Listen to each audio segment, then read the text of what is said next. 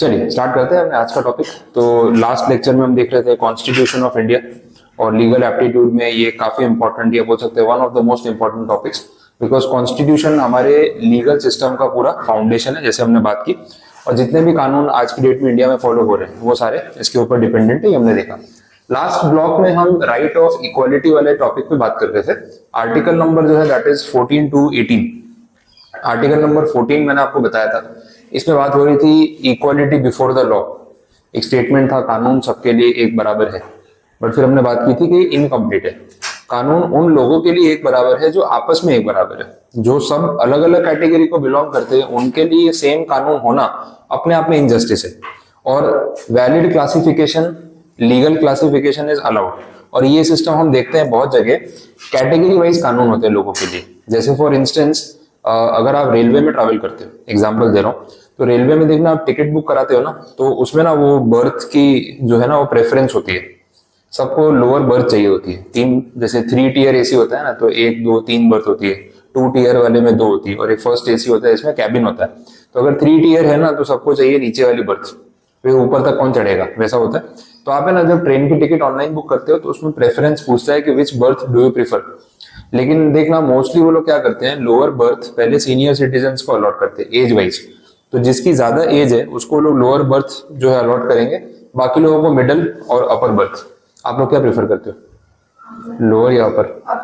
अपर है ना, मैं भी अपर ही प्रेफर करता हूँ। ऊपर जाके शांति से सो जाओ, फिर किसी से कोई लेना देना, इसको जो करना है करे। क्योंकि नीचे वाली बर्थ है ना वैसे कन्वीनियंट लगती है, बट झमेला बहुत है।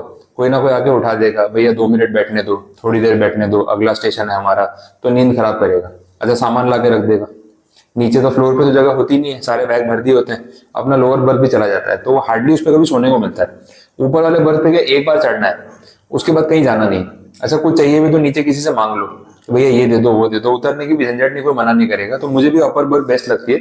सबसे खतरनाक है मिडल वाली। कभी आया है नंबर उस पर? मुझे डर ही लगता है ना, उसके ऊपर सोना हो ना रात को तो ऐसा लगता है सैंडविच बन जाएंगे। ऊपर का बर्थ अगर गिरा नीचे तो अपना तो कुछ बचेगा ही नहीं वैसा, क्योंकि इतना क्लोज होता है ना, अगर उसके अंदर लेट गए ना तो ऊपर देख के डर लगता है, एंग्जाइटी हो जाती है कि कुछ ना कुछ तो लग जाएगा, तो वो थोड़ा खतरनाक लगता है। तो मैं अवॉइड ही करता हूँ, या तो अपर वाला दे दो या लोअर वाला, मिडल बर्थ से थोड़ा दूर रहना है वैसा। तो वो जो प्रेफरेंस वाली बात है, अब उसमें आप बोलोगे नहीं ये तो इनजस्टिस है, कानून सबके लिए एक बराबर है, मैंने भी उतने पैसे दिए जितने वो अंकल ने दिए, उनको लोअर बर्थ दे दी जबकि मैंने मांगी थी, मुझे मिलनी चाहिए थी। पर यार एक कॉमन सेंस भी तो है ना। अब एक 60+ वाला इंसान है, वो अपर बर्थ तक कैसे जाएगा चढ़ के? एक तो चढ़ने का सिस्टम कितना खतरनाक है, आपने देखा होगा ना, एक पैर इधर रखो एक उधर रखो, ठीक है, सामने वाली सीट पे, फिर वहां से ऊपर चढ़ो। तो कोई सीनियर सिटीजन होगा तो उसके लिए तो प्रैक्टिकली पॉसिबल ही नहीं है। तो वहां पे हम सबके लिए कानून एक बराबर है ये बात करने जाएंगे तो काम खत्म हो गया। एक ये पॉइंट है। दूसरा एग्जाम्पल आप ले लो माइनर का, बहुत खतरनाक सीन है।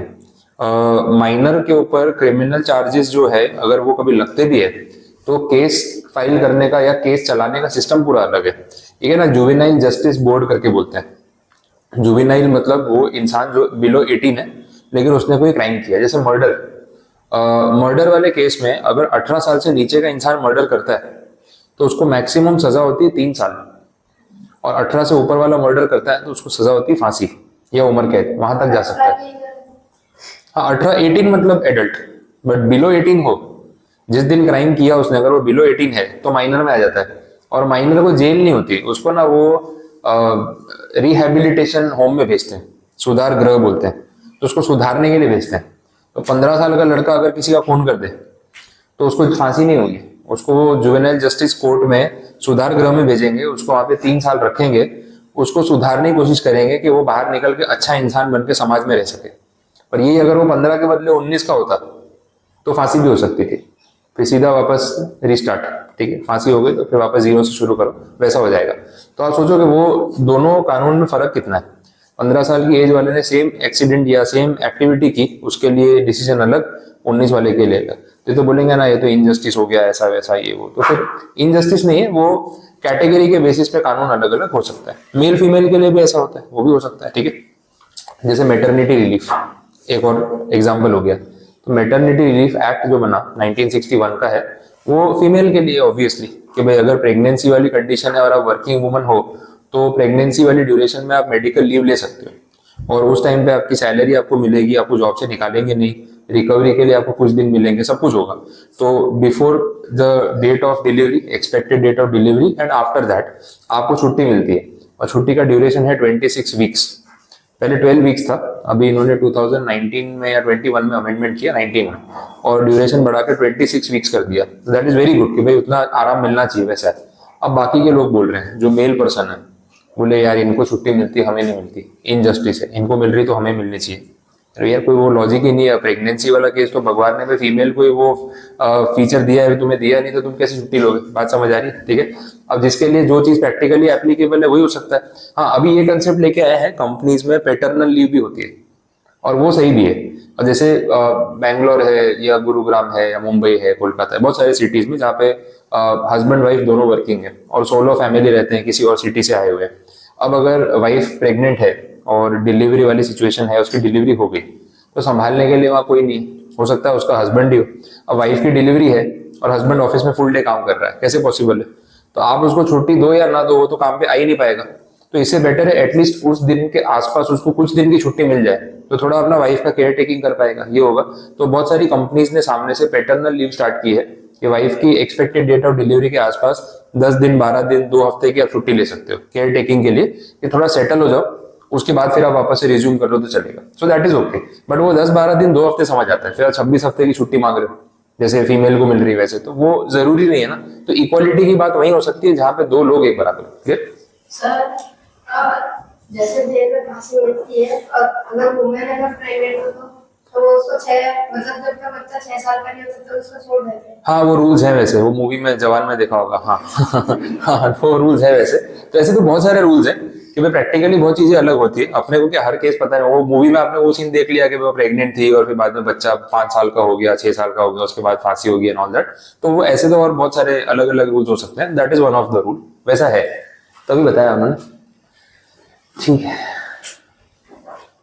चलो आगे बढ़ते हैं। आर्टिकल नंबर 15 पे बात की थी हमने, ये पूरा कंप्लीट हो गया था। डिस्क्रिमिनेशन, भेदभाव, जेंडर डिस्क्रिमिनेशन, रिलीजन के बेसिस पे, कास्ट के बेसिस पे भेदभाव नहीं होना चाहिए, वो सब बातें हमने की थी। तो इसमें देखा कि किसी को कोई पब्लिक प्लेस पे आने से रोक नहीं सकते। रेस्टोरेंट है, होटल है, मॉल है, थिएटर है, ये नहीं बोल सकते ये कास्ट के लोग आएंगे, ये नहीं आएंगे, ये जेंडर के लोग आएंगे, वो नहीं आएंगे, ऐसा सब नहीं हो सकता। तो वो चीजें अलाउड नहीं है। बट फिर इसमें भी एक्सेप्शन थे। एक्सेप्शन में क्या बोला था भाई? Scheduled caste, scheduled tribe, other backward class of people, ये हमने पूरा डिस्कस किया। रिजर्वेशन सिस्टम, अब कास्ट बेस्ड रिजर्वेशन जो है वो है एप्लीकेबल है, उसका हमने लॉजिक देखा कि वो क्यों है, क्योंकि पहले के जमाने में बहुत सारी कम्युनिटीज के साथ इनजस्टिस हुआ है, तो अब उन्हीं को इस कैटेगरी में डाल दिया कि भाई आपके साथ जो इनजस्टिस हुआ, अब उसके बदले आपको प्रिविलेज मिलेगा, पहले मौका मिलेगा, ताकि जो इम्बैलेंस था वो एक पॉइंट पे जाके खत्म हो जाए। अच्छा, ये रिजर्वेशन वाला सिस्टम परमानेंट नहीं है कॉन्स्टिट्यूशन में, ये 10-10 साल के लिए रखा हुआ रिन्यूअल बेसिस पे। एक पॉइंट पे अगर ऐसा लगे कि चलो 10 साल पूरे हो गए और अब इसको आगे कंटिन्यू करने की जरूरत नहीं है, तो हो सकता है सरकार उसको हटा भी दे। लेकिन अभी फिलहाल 2030 तक ये अप्लाई हो चुका है। 31 में वापस डिस्कशन होगा कि इसको 2040 तक एप्लीकेबल करना है कि नहीं करना है, तब की सरकार डिसाइड करेगी। वैसे ये सब पॉइंट्स थे। फिर इसमें अपन ने एक वो ईडब्ल्यूएस वाला कोटा भी देखा है ना, स्कूल कॉलेजेस में इकोनॉमिकली वीकर सेक्शन।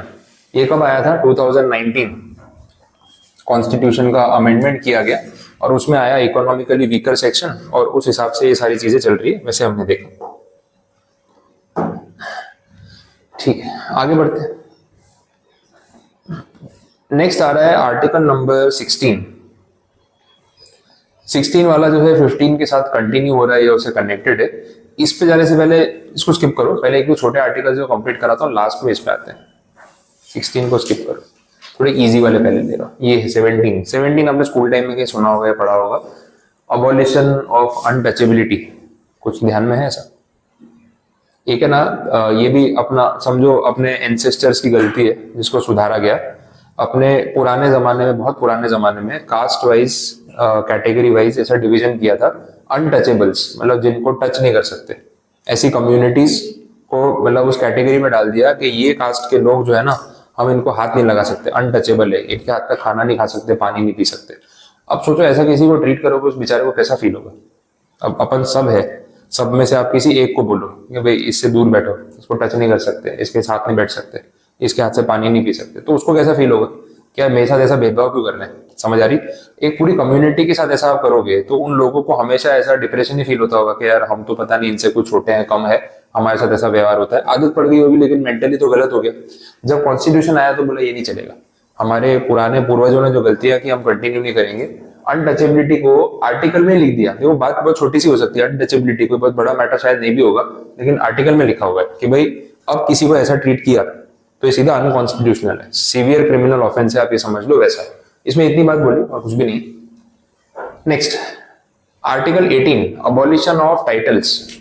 ये हमने जो ब्रिटिशर्स आए थे इंडिया में, इन लोगों ने क्या किया, डिवाइड एंड रूल, हिस्ट्री में आपने पढ़ा, लोगों को बांट दिया कैटेगरी में, तुम सीनियर हो, तुम जूनियर हो, ये है वो है। और सबसे बड़े बेवकूफ थे अपने यहाँ के राजा, खुद राजा थे, पूरी इतनी बड़ी रियासत के मालिक, उससे ऊपर कोई नहीं, फिर भी ये ब्रिटिशर्स की बात में आ गए और उनके गुलाम बन गए। अब ब्रिटिशर्स इनको टाइटल दे रहे हैं कि तुम सीनियर हो, तुम्हारी प्रजा तुमसे जूनियर है। अरे भाई तुम तो वैसे ही सीनियर थे, तुमको क्या जरूरत थी किसी और की वैलिडेशन की? तो वैलिडेशन के चक्कर में पड़ गए और फंस गए बेचारे।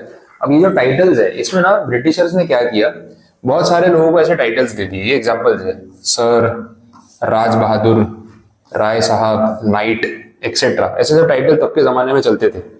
ये टाइटल होने का कुछ मतलब था। अगर ब्रिटिशर्स ने आपके नाम के आगे टाइटल लगवा दिया है तो आपको सोसाइटी में, सिविल लॉज में बाकी पब्लिक से ऊपर माना जाता था। फिर आप कहीं ट्रेन में जाओगे तो आपको स्पेशल सीट मिलेगी, आप कोई और काम करोगे तो आपको स्पेशल ट्रीटमेंट मिलेगी, वैसा सब था। इंडियन गवर्नमेंट ने बोला भाई ये सब खत्म हो गया, अब आपके नाम के आगे सर लगाए, राय बहादुर लगाए, राय साहब लगाए, नाइट लगाए, जो लगाए लगाओ, कोई फर्क नहीं पड़ता। बट सोसाइटी में, सिविल रूल्स में सब लोग अब एक बराबर है। ये टाइटल से आपको कोई स्पेशल बेनिफिट नहीं मिलेगा, ये सिस्टम हमने कर दिया खत्म। ठीक है, तो ये है अबॉलिशन ऑफ टाइटल, जिसकी बात आर्टिकल नंबर 18 में हो रही है। लेकिन इसके एक्सेप्शंस हैं, एक्सेप्शंस समझने हैं वो देख लो, यहाँ पे दिए होंगे।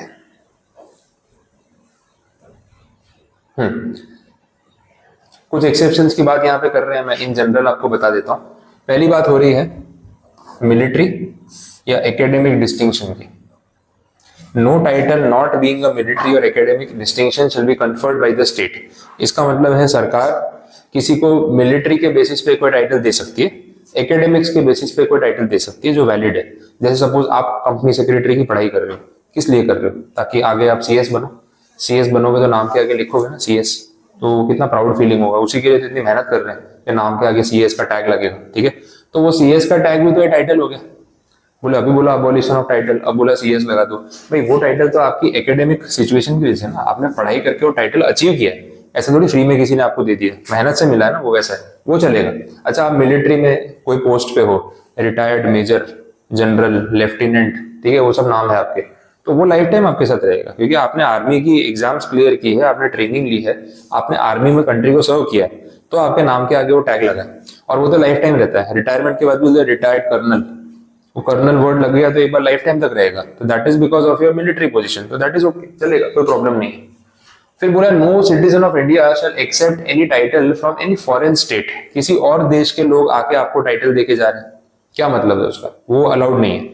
हाँ, लेकिन बहुत बार ऑनररी बेसिस पे एक्सेप्ट किया जाता है। जैसे अभी अपने प्राइम मिनिस्टर नरेंद्र मोदी, उनको बुलाया था सऊदी अरेबिया, तो सऊदी अरेबिया और इंडिया के अच्छे रिलेशन है, तो सऊदी अरेबियन गवर्नमेंट ने नरेंद्र मोदी जी को ऑनर किया, तो उनके सम्मान में उनको एक टाइटल दिया जो उनके देश में सबसे बड़ा टाइटल होता है, जो किसी भी डिग्निटरी को मिलता है, जैसे अपने भारत रत्न और वो सब होता है वैसे। तो दैट इज अ ऑनर, वो तो रिस्पेक्ट वाली बात है। तो फिर वो ये नहीं बोल सकते वहां जाके नहीं नहीं हमारे कॉन्स्टिट्यूशन में अलाउड नहीं है। अरे भाई, आपकी इज्जत कर रहे हैं, आपको बुला रहे हैं, आपको ये टाइटल दे रहे हैं, that is only a formal और डिप्लोमेटिक जेस्चर, उससे इंडिया में आके आपको कोई फर्क नहीं पड़ने वाला, तो आप एक्सेप्ट कर लो तो इट इज ओके वैसा। ठीक है, बहुत बार ऐसा भी होता है, बहुत सारे सेलिब्रिटीज को ना वो पीएचडी की डिग्री नहीं होती, बहुत सारे सेलिब्रिटीज को पीएचडी की डिग्री जो है वो प्रोवाइड करते हैं। जैसे बीच में एक मैटर था, यूके की एक यूनिवर्सिटी थी, एडिनबर्ग ऐसा कुछ नाम था, तो उन्होंने शाहरुख खान को इन्वाइट किया और बोला कि हम इनको आर्ट्स की फील्ड में इनके कंट्रीब्यूशन के लिए ऑनररी डॉक्टरेट की डिग्री प्रोवाइड कर रहे हैं। अब ऑनररी का मतलब है कि उन्होंने हमारे यहाँ से कोई पढ़ाई नहीं की है, कोई थीसिस नहीं लिखी है, कोई रिसर्च नहीं किया है, बट उन्होंने अपनी फील्ड में इतना अचीव कर लिया कि वो कोई डॉक्टरेट से कम नहीं है, तो हम उनको उनका सम्मान करते हुए उनको ऑनर कर रहे हैं, ऑनररी डॉक्टरेट या पीएचडी की डिग्री दे रहे हैं, और उनको बुलाया यूके यूनिवर्सिटी में वो डिग्री एक्सेप्ट करने के लिए। अब शाहरुख खान गए, वहां पे स्पीच दी, वहां के स्टूडेंट से बात की, डॉक्टरेट की डिग्री एक्सेप्ट की, उनका थैंक यू किया और वापस आ गए। चलेगा, कोई प्रॉब्लम नहीं। ये यूनिवर्सिटी वाले क्यों करते हैं पता है? उनकी मार्केटिंग हो जाती है। अब शाहरुख खान अगर कोई यूनिवर्सिटी में जा रहा है, पूरा वर्ल्ड का मीडिया कवर कर रहे हैं, सब लोग सुन रहे हैं, टीवी पे देख रहे हैं, अपन यूट्यूब पे देख रहे हैं, एक दूसरे को फॉरवर्ड कर रहे हैं, पीछे वो कॉलेज का नाम दिख रहा है। अब कोई इंडिया से कोई यूके पढ़ने जा रहा है, वो देख रहा है कौन कौन सी अच्छी यूनिवर्सिटीज है वहां पे, तो जब लिस्ट खोलेगा ये यूनिवर्सिटी का नाम दिखेगा, बोले हाँ इसका नाम सुना है, तो एडमिशंस मिलेंगे, मार्केटिंग होती है। तो ये सब चीजें गिव एंड टेक चलता है। लेकिन ऐसा अगर टाइटल दे दिया तो दैट इज ओके, उसमें कोई ऑब्जेक्शन वाली बात नहीं, ये पॉइंट। फिर no person who is not a citizen of India shall while he holds any office or trust under the state accept without the consent of the President of India any title from any foreign state. क्या मतलब हुआ इसका? एक ऐसा person जो India का citizen नहीं है, ठीक है, no person who is not a citizen of India, वो इंडिया का सिटीजन नहीं है, अगर वो इंडिया में कोई ऑफिस होल्ड कर रहा है और उसको कोई टाइटल चाहिए, तो वो प्रेसिडेंट ऑफ इंडिया के कंसेंट के बिना उसको नहीं मिल सकता। अभी किन लोगों की बात हो रही है, थोड़ा सिंपल कर देता हूँ। एक ऐसा पर्सन जो इंडिया का सिटीजन नहीं हो लेकिन इंडिया में कोई ऑफिस होल्ड कर रहा है, तो उसमें यूएस या फॉरेन एम्बेसी या फॉरेन कॉन्सुलेट के मेंबर्स हो सकते हैं। अब ये एम्बेसी और कॉन्सुलेट क्या होता है, पहले इसकी बात करते हैं। देखो, जैसे अपना कंट्री है इंडिया और सामने एक कंट्री है यूएस, एग्जांपल। इंडिया और यूएस के बहुत अच्छे रिलेशंस हैं, तो ये रिलेशंस कैसे जस्टिफाई होंगे? इसके लिए क्या होता है, यूएस वाले क्या करेंगे, इंडिया में अपना एक ऑफिस सेटअप करेंगे, एक ब्रांच समझ लो, यूएस का ऑफिस। उस ऑफिस को बोलते हैं एम्बेसी। एम्बेसी का मतलब कि भाई इंडिया और यूएस के बीच में अच्छे डिप्लोमेटिक रिलेशंस है और इंडिया में यूएस वालों ने अपनी एक ऑफिस बना रखी है। अब वहां पे कौन से लोग अपॉइंट होते हैं, तो यूएस से ऑफिसर्स आते हैं और वो इंडिया में रहते हैं। आप अगर कभी दिल्ली जाओगे तो देखना, दिल्ली में एम्बेसीज बनी हुई है लाइन में, छोटे छोटे रूम्स, ऑफिस बने हुए हैं, एक यूएस एम्बेसी, एक फ्रेंच एम्बेसी, एक पाकिस्तान एम्बेसी, एक और एम्बेसी, लाइन में है पूरी। तो एक एक ऑफिस दे रखा है सबको। अब यूएस एम्बेसी में जाओगे तो आपको अमेरिका का नेशनल वहां पे काम करता हुआ मिलेगा, आप ब्रिटिश एम्बेसी में जाओगे तो ब्रिटिशर मिलेगा, पाकिस्तानी एम्बेसी में जाओगे तो पाकिस्तान का बंदा वहां पे काम करता हुआ मिलेगा। पाकिस्तान से गवर्नमेंट ने उसको यहाँ भेजा हुआ है कि भाई हमारा एक ऑफिस हम इंडिया में ओपन कर रहे हैं। सपोज ऐसा है कि यूएस का कोई सिटीजन इंडिया घूमने आया है, उसको कोई प्रॉब्लम आ जाए यहाँ पे, उसका पासपोर्ट खो जाए, वीजा में कुछ इशू आ जाए, तो अननोन देश में किससे बात करेगा, किसको कांटेक्ट करेगा? वो अपनी एम्बेसी को कांटेक्ट कर सकता है कि भाई मैं यूएस से आया हूँ और ऐसा ऐसा प्रॉब्लम हो गया, आप लोग हेल्प करो। अब ये लोग यूएस गवर्नमेंट से बात करके उसकी लीगल हेल्प कर सकते हैं, इस तरीके से रहता है। तो अगर ऐसा कोई पर्सन यूएस एम्बेसी वाला इंडिया में रह रहा है, तो वो इंडिया का सिटीजन नहीं है, पर इंडिया में कोई ऑफिस होल्ड कर रहा है। वो अगर उसको कोई टाइटल दिया जाता है तो टाइटल एक्सेप्ट कर सकता है, but not without asking the President of India. Permission लेनी पड़ती है, एक फॉर्मेलिटी होगी, वैसी बात है। नेक्स्ट, अगला पॉइंट भी कोई ऐसे है, no person holding any profit office of profit और ट्रस्ट अंडर द स्टेट। मतलब आप सरकारी किसी पोस्ट पे हो तो प्रेसिडेंट ऑफ इंडिया से पूछे बिना आप कोई टाइटल एक्सेप्ट नहीं कर सकते, वैसा है। हाँ, इसमें एक और एक्सेप्शन भी आपको बता देता हूँ, वो भी यहाँ पे है। सुना इसके बारे में कुछ? नेशनल अवार्ड्स क्या होते हैं ये? कुछ एग्जांपल्स नेशनल अवार्ड्स के नाम, कोई नाम होते हैं स्पेसिफिक इनके? पद्म भूषण, पद्म विभूषण, भारत रत्न, ये सब आपने सुना? इनको नेशनल अवार्ड्स बोला जाता है। हाँ, बहुत सारे, ब्रेवरी के लिए मिलता है अर्जुन अवार्ड, फिर अशोक, टर्म भूल गया मैं, सॉरी, ब्रेवरी वाला कौन सा था, नाम भूल गया मैं, अशोक चक्र, अशोक चक्र, परमवीर चक्र, ठीक है, ये सब चीजें होती है। अब ये सारे ना नेशनल अवार्ड्स हैं जो सरकार आपको अपने अचीवमेंट्स के लिए देती है। अब सचिन तेंदुलकर को दिया भारत रत्न, तो वो सबसे हाईएस्ट सिविलियन अवार्ड है। किसी भी सिविलियन को जो आर्मी का पर्सन नहीं है, उसको सबसे हाईएस्ट अवार्ड अगर कुछ मिलता है तो भारत रत्न मिलता है। अब भारत रत्न उनको उनके काम की वजह से मिला है, तो हर जगह उनके नाम के आगे भारत रत्न वर्ड तो लगा हुआ होता ही है, ठीक है। तो वो नेशनल अवार्ड है, वो टाइटल्स में नहीं आता। मतलब नेशनल अवार्ड अगर किसी को दिया गया है तो दैट इज ओके, वो टाइटल्स में नहीं आता, ये बोला हुआ है। एक वो नोबेल प्राइज मिलता है, ठीक है, जो फॉरेन कंट्रीज प्रोवाइड कर रही है, नोबेल प्राइज, वो भी चलता है, दैट इज ओके। ठीक है, तो आर्टिकल नंबर 18 यहाँ पे आपका हुआ कंप्लीट, टाइटल्स के बारे में बात हो रही है। अब बीच में चलते हैं आर्टिकल नंबर 16 पे।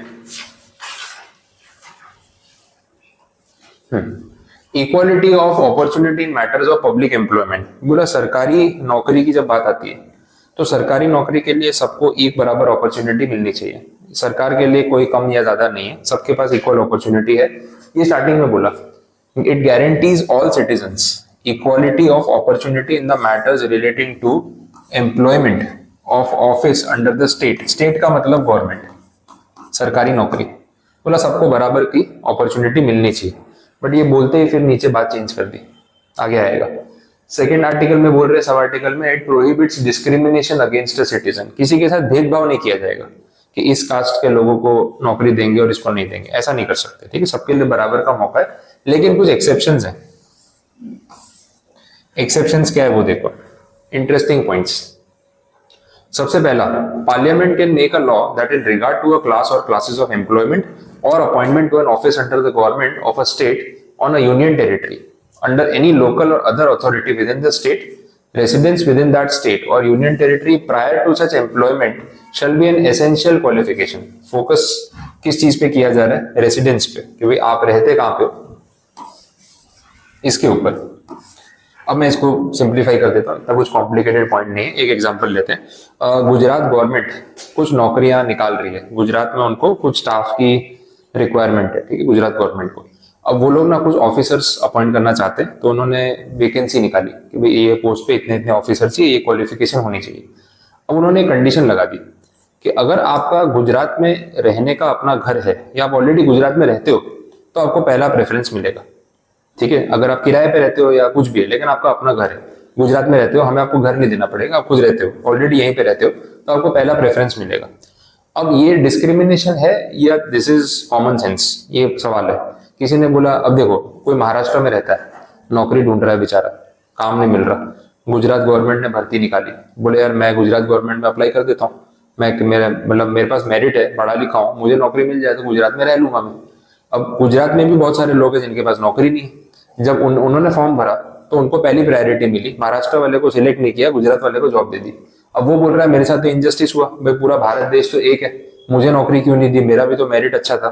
पर गुजरात गवर्नमेंट ने बोला हमने प्रायोरिटी रखी थी कि जिसका घर गुजरात में है पहला उसको प्रेफरेंस देंगे। तो बोले ऐसा क्यों? भाई देखो कॉमन सेंस वाली बात है, जो इंसान ऑलरेडी गुजरात में अपने घर में रहता है हमें उसको रहने की जगह नहीं देनी पड़ेगी, सरकार का पैसा बचेगा, खर्चा बचेगा। दूसरा, अगर वो ऑलरेडी गुजरात में रहता है तो उसको यहाँ का लोकल कल्चर, यहाँ की भाषा, यहाँ की ज्योग्राफी पता है, तो ट्रेनिंग कम देनी पड़ेगी, तो हम भी तो अपना फायदा देखेंगे। तो ये इनजस्टिस नहीं है, कॉमन सेंस है, कन्वीनियंस है और कुछ भी नहीं है।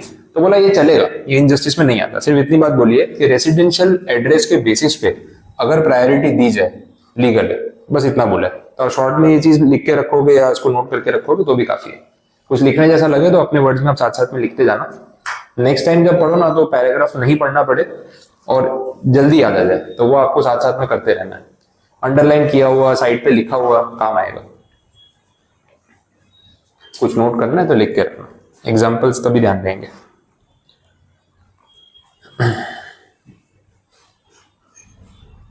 तो नोट्स नहीं है।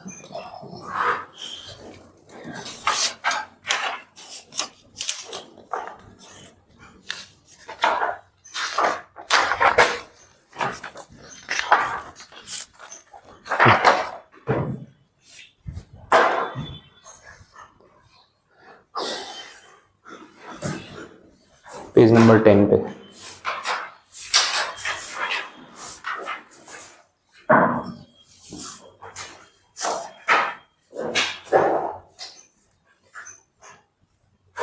ठीक है, कंप्लीट नोट कर लिया। चलो देखते हैं आगे, सब आर्टिकल 4। यहां पे बात हो रही है फिर से रिजर्वेशन की, वापस आ गया ये। बोला अगर कैटेगरी के बेस पे, SC ST OBC के बेस पे सरकारी नौकरियों में रिजर्वेशन रखा जाए, वो भेदभाव नहीं है, इट इज ओके, ठीक है, वो चलेगा, उसमें कोई ऑब्जेक्शन नहीं है। ठीक है, हमने बात की थी प्राइवेट सेक्टर में, कल ही हम लास्ट लेक्चर में बात कर रहे थे कि प्राइवेट सेक्टर में रिलायंस वाला ऐसा नहीं कर सकता, टाटा वाला ऐसा नहीं कर सकता कि मैं SC ST OBC को नौकरी दूंगा, जनरल को नहीं दूंगा। वो प्राइवेट कंपनी चला रहा है, उसने इन्वेस्टर से पैसे लिए हुए हैं, उसको प्रॉफिट दिखाना है, वो तो मेरिट पे काम करेगा। जो भी मेरी कंपनी के लिए ज्यादा फायदा करा के देगा मैं तो उसको अपॉइंट करूंगा, उनका आइडिया सिंपल है। लेकिन सरकार की जो बोलते हैं ना एक रिस्पॉन्सिबिलिटी, वो अलग है। सरकार को हर समाज के लोगों को संभाल के चलना है। तो उन्होंने क्या किया, कोटा सिस्टम कर दिया, फिर 50-50 कर दो, आधे जनरल आधे कोटा वाले। अब उसमें भी कुछ SC, कुछ ST, कुछ OBC, कुछ फिजिकली चैलेंज, कुछ माइनॉरिटी, कुछ फीमेल, ऐसे करके रिजर्वेशन है। तो सबके लिए थोड़ा थोड़ा 5-5, 10-10% रिजर्वेशन रख दिया और ये रूल बना दिया। तो आप देखो गवर्नमेंट में, म्यूनिसिपल कॉर्पोरेशन में, सरकारी पोस्ट पे आपको मेजोरिटी लोग जो है वो कोई ना कोई रिजर्वेशन के थ्रू आए हुए मिल जाएंगे, क्योंकि उनके लिए कट ऑफ कम हो जाता है, कम मार्क्स लाके भी उनको सीट मिल जाती है, तो डेफिनेटली उनका सिलेक्शन हो जाता है। वैसा है, अब गवर्नमेंट उनका ध्यान नहीं रखेगी तो कौन रखेगा, वो भी तो एक बात है ना। वैसा है, और सरकारी नौकरियों के पीछे भागने वाले लोग हजारों में नहीं करोड़ों में है।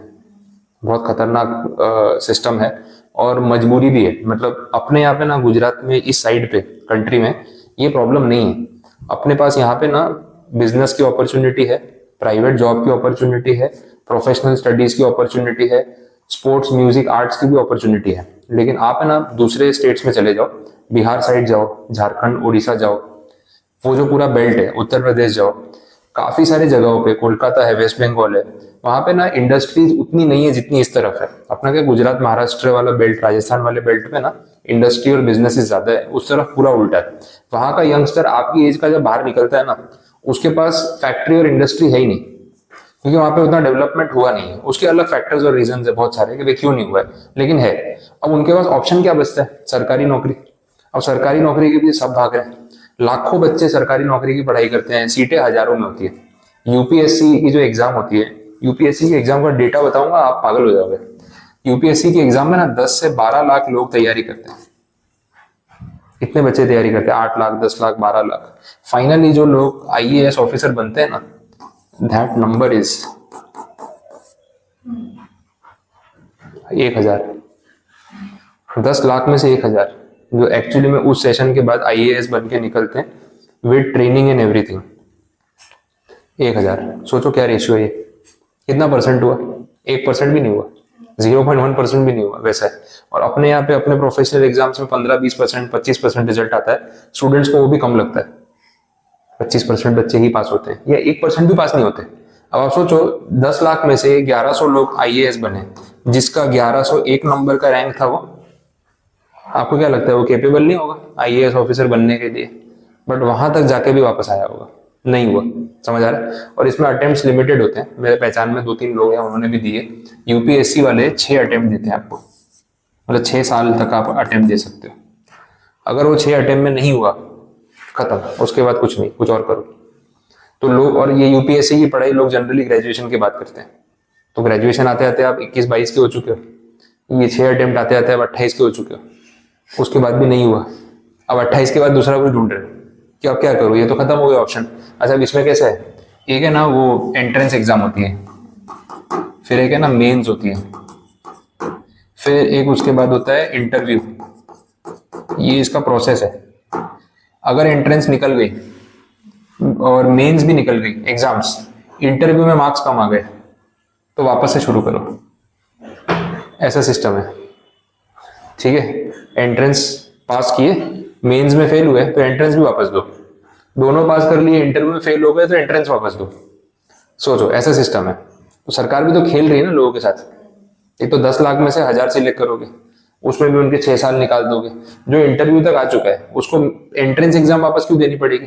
ये तो ऐसा है, फाइनल में फेल हो डबल डिग्री फिर से देना पड़ेगा। कोई सेंस ही नहीं बनता है। जो एग्जाम क्रैक कर लिया तो कर लिया ना, बट ये सिस्टम है।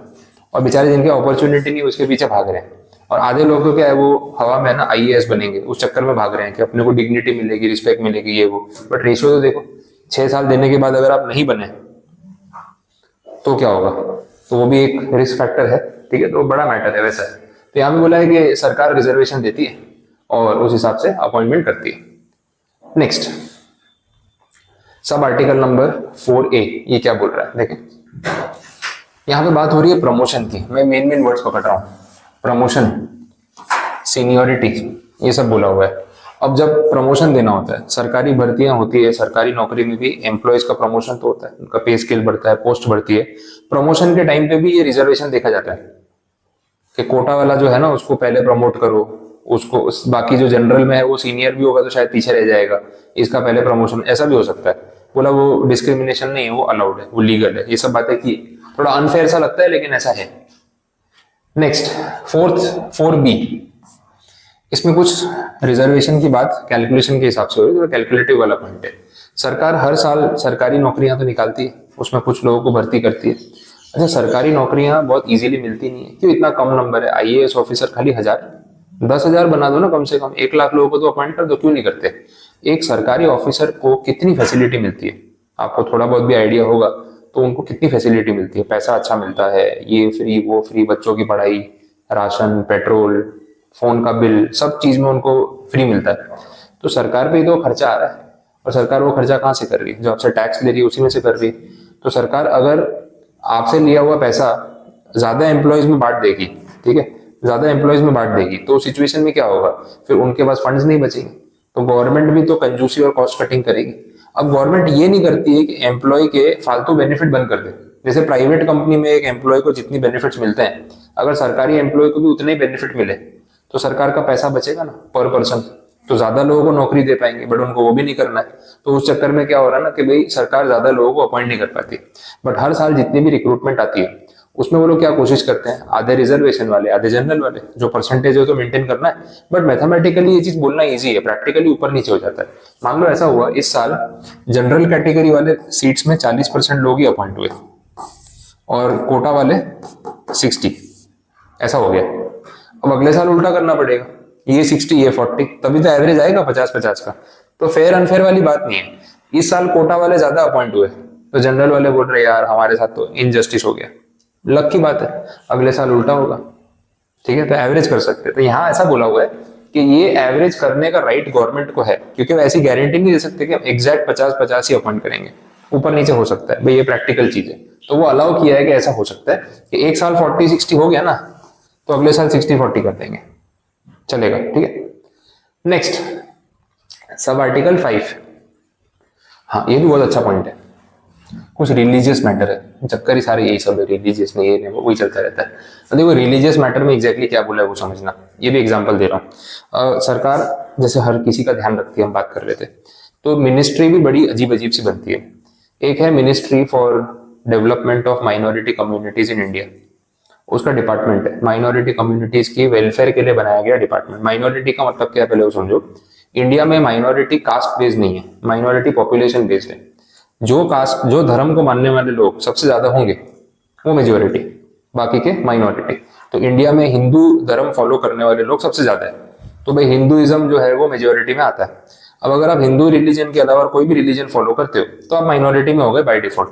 अब इसमें इस्लाम फॉलो करने वाले लोग आ गए, इसमें क्रिश्चियनिटी फॉलो करने वाले लोग आ गए, सिखिज्म, बुद्धिज्म, जैनिज्म सब आ गए। तो ये सब बाकी सब कम्युनिटी बाय डिफॉल्ट अपने आप माइनॉरिटी में आ गए, ये डेफिनेशन है। अब ऐसा बोला कि सपोज माइनॉरिटीज के डेवलपमेंट के लिए डिपार्टमेंट बनाया। कोई एक एग्जांपल लेते हैं अपन पारसी कम्युनिटी का। पारसी कम्युनिटी के लोग पूरे वर्ल्ड में बहुत कम क्वांटिटी में है, बोलते हैं less than 1 lakh people in the entire world, Zoroastrian बोला जाता है, वैसे अपने जनरली बोलते हैं पारसी कम्युनिटी। अब उनके डेवलपमेंट के लिए डिपार्टमेंट बना रहे हैं। अब वो डिपार्टमेंट करेगा क्या, उनकी सोशल प्रॉब्लम्स को समझेगा और उसको सॉल्व करने की कोशिश करेगा, ये मोटिव है। अब इस डिपार्टमेंट में चाहिए एक ऑफिसर, और ऑफिसर के लिए आए हैं कुछ नाम सजेशंस।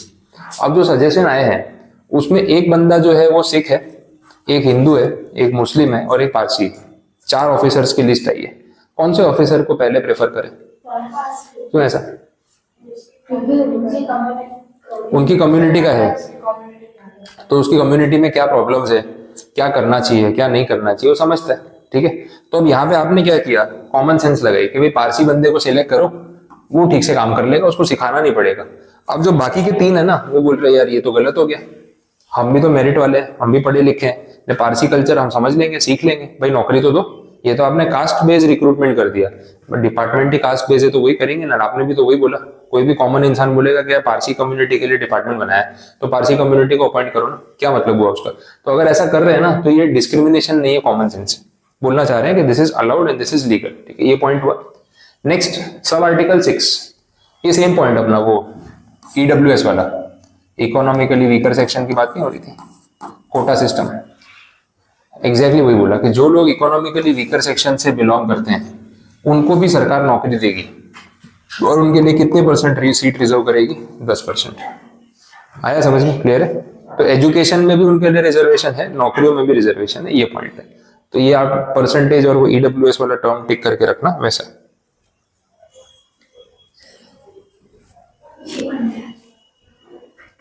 क्या हुआ,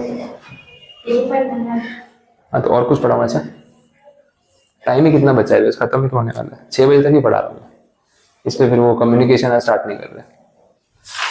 ठीक है, अब यहाँ तक आते आते आपका ये ब्लॉक कंप्लीट हो गया, दैट इज आर्टिकल 14 to 18। हमने सारे आर्टिकल देख लिए, तो एक ब्लॉक यहाँ पे आपका कंप्लीट हुआ, वैसे समझ लो। नहीं, एक बार आपको रीडिंग तो करना है लाइन टू लाइन, लैंग्वेज समझने के लिए, फिर आप कंसेप्ट अपने दिमाग में रखोगे तो एमसीक्यू बन जाएंगे। वो एमसीक्यू एकदम वैसे नहीं पूछते कि सेम सेंटेंस उठाया उसमें से एक ब्लैंक कर दिया फिर वो आंसर ढूंढो, वैसा प्रॉब्लम नहीं है। बट कंसेप्ट समझने के लिए आपको लैंग्वेज पूरी पढ़नी है ताकि आपके माइंड में मैक्सिमम पॉइंट्स हो, क्योंकि फिर जब क्वेश्चन आएगा तो सोचना पड़ेगा। यह एमसीक्यू सोचने वाले होंगे, रटने वाले नहीं होंगे। पर रीडिंग अपने क्यों कर रहे हैं? अपना नॉलेज बढ़ाने के लिए। वैसा तो एकदम लर्निंग का प्रॉब्लम नहीं कि वर्ड टू वर्ड याद कर लो, वो मेहनत मत करना। एमसीक्यूज में पढ़ सकते टारगेट 50 का या 50 का रख सकते हैं। नहीं, एमसीक्यू तो मैं आपको अभी रेफरेंस बुक प्रोवाइड करूंगा ना, हर चैप्टर के आपके पास एमसीक्यू रहेंगे, अपने उसको क्लास में सॉल्व करेंगे, डाउट सॉल्विंग होगा, तो वो टारगेट चलता रहेगा। तो मैं आपको प्रोवाइड कर दूंगा, इसलिए आपको पता चल जाएगा कि भाई कितने क्वेश्चन है। एमसीक्यू वाला पार्ट में दे दूंगा, प्रॉब्लम नहीं। ठीक है, देखिए आगे। नेक्स्ट जो ब्लॉक है वो आर्टिकल नंबर 19 से लेके 22 का है, राइट्स रिलेटिंग टू फ्रीडम। लेकिन ये थोड़ा बड़ा टॉपिक है तो आज नहीं स्टार्ट करूंगा, कोई छोटे आर्टिकल्स देख लेते हैं जो इजी हो और अभी कवर हो जाए। ये थोड़ा टाइम लेगा, क्या फ्रेश पढ़ेंगे ना, कल स्टार्टिंग से तो मजा आएगी। इसको जाने देते हैं आगे।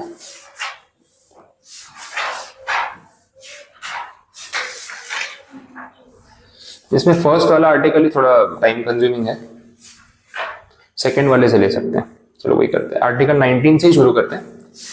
थोड़ा बेस बता देता हूँ उसका, फर्स्ट आर्टिकल कल रखेंगे क्योंकि वो तो अच्छा से डिटेल में जाता है। Right to freedom of speech and expression जैसे बोला है, ये आर्टिकल 19 में बात हो रही है फ्रीडम की। और फ्रीडम में इंट्रोडक्शन वाला पार्ट है, आप ये देखना पेज नंबर 12 पे, पेज नंबर 12 पे वही टॉपिक। इसमें ऐसा बोला हुआ है कि आर्टिकल 19 का सब आर्टिकल 1 आपको ये कुछ फ्रीडम प्रोवाइड करता है। Freedom of speech and expression, freedom to assemble peacefully and without arms and ammunition, forming association, moving freely throughout the territory, ये सब पॉइंट्स है। लेकिन इन सारे फ्रीडम के साथ एक कंसेप्ट आता है जिसको हम बोलते हैं रीजनेबल रिस्ट्रिक्शंस। ठीक है, वो वर्ड यहाँ पे मिलेगा आपको, restrictions. The restrictions must be reasonable. इसको पहले सिंप्लीफाई करते हैं। देखो, अगर किसी को भी किसी चीज की आजादी मिल जाए कि कोई कुछ बोल ही नहीं सकता आपको, तो हमेशा उस आजादी का मिसयूज होगा, यह ध्यान रखना। आप अपना एग्जांपल ले लो, आपके पेरेंट्स और आपका कैसा रिलेशन है?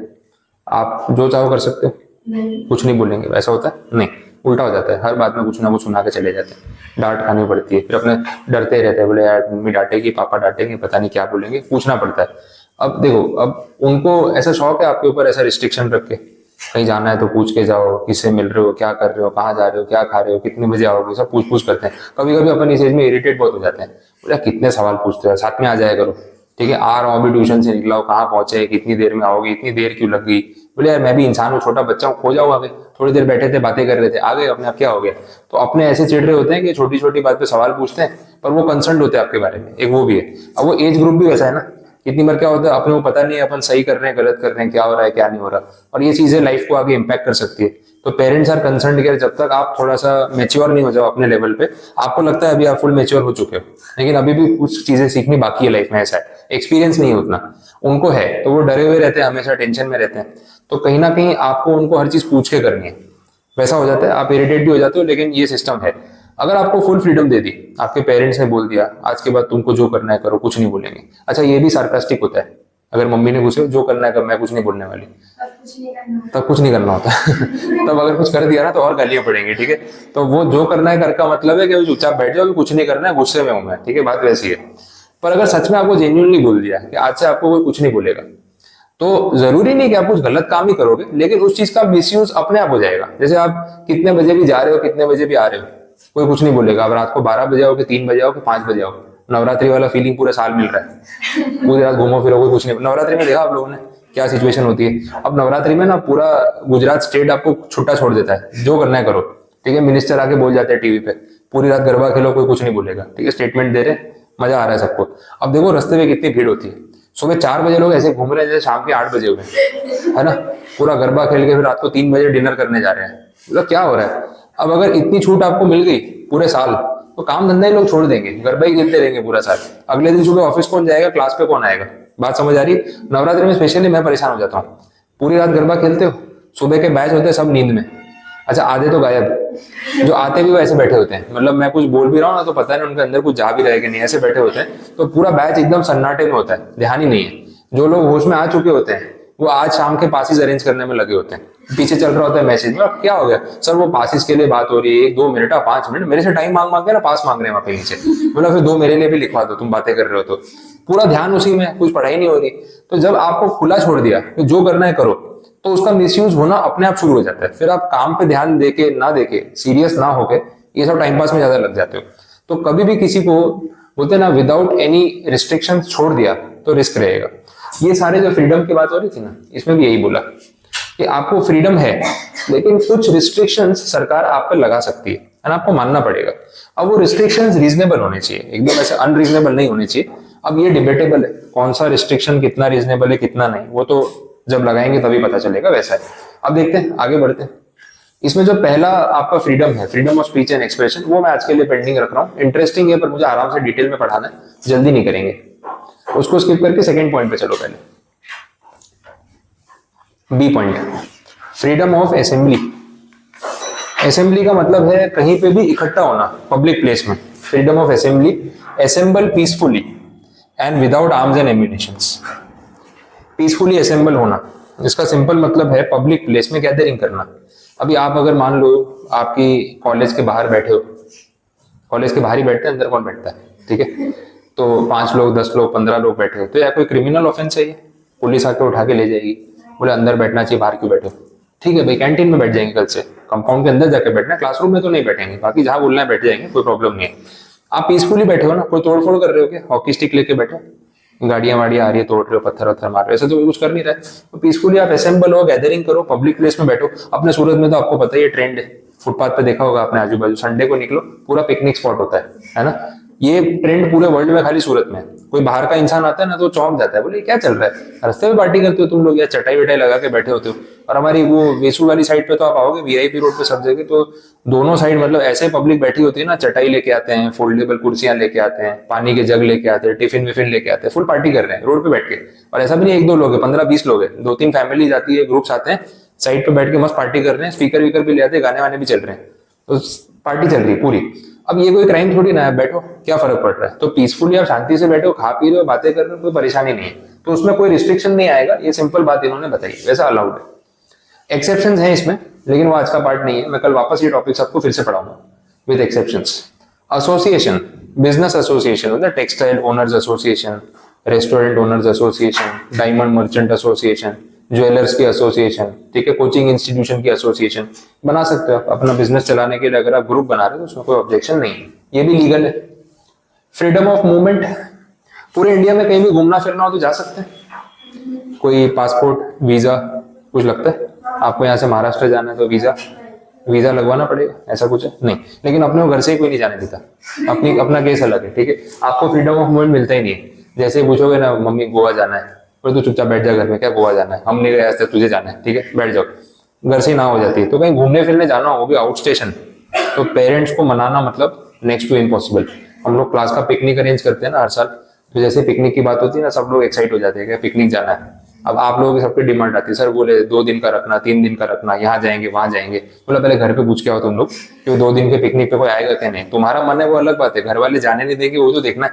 तो यूजुअली 1 डे पिकनिक रखते हैं, सुबह गए शाम को आ गए, सबके घर से अलाउड है। लेकिन जैसे ओवरनाइट बोल दिया, बात खत्म हो गई, नहीं जाना है, तो 80% लोग ना बोल देते हैं, तो वही होता है। तो आपको ये सब फ्रीडम मिलता नहीं है, सिर्फ पेपर पे है। हाँ आप जानते ही हो।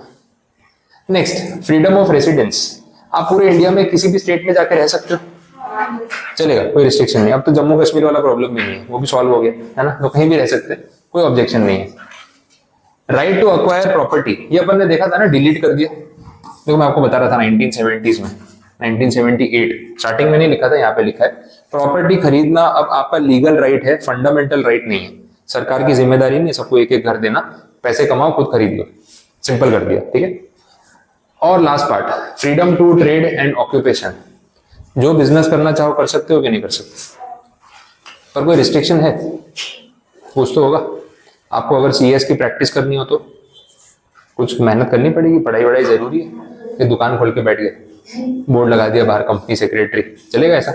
अब बोला फॉर्म भरना होगा तो वो तो कुछ नहीं, गूगल पे देख के सीख लेंगे, उसमें क्या यूट्यूब देख के सीख लेंगे, ऐसा थोड़ी ना होगा। तो अगर आपको सीएस का काम करना है तो रिस्ट्रिक्शंस है, पहले एग्जाम दो, डिग्री लो, ट्रेनिंग करो, काम सीखो, इंटर्नशिप करो, उसके बाद ही आप ये काम कर सकते हो, ठीक है? अदरवाइज नहीं। तो आपको जो बिजनेस करना है करो, जो प्रोफेशन फॉलो करना है करो, लेकिन उसमें कुछ रीजनेबल रिस्ट्रिक्शंस रहेंगे, उसकी बात भी हम आगे करेंगे। तो जैसे बेसिक मीनिंग तक रखा है मैंने अभी, बस यहाँ पे एक ये पार्ट कंप्लीट हो रहा है, बाकी के पॉइंट्स फिर अपने कल कंटिन्यू करते हैं, यहीं से वापस शुरू करेंगे, ठीक है?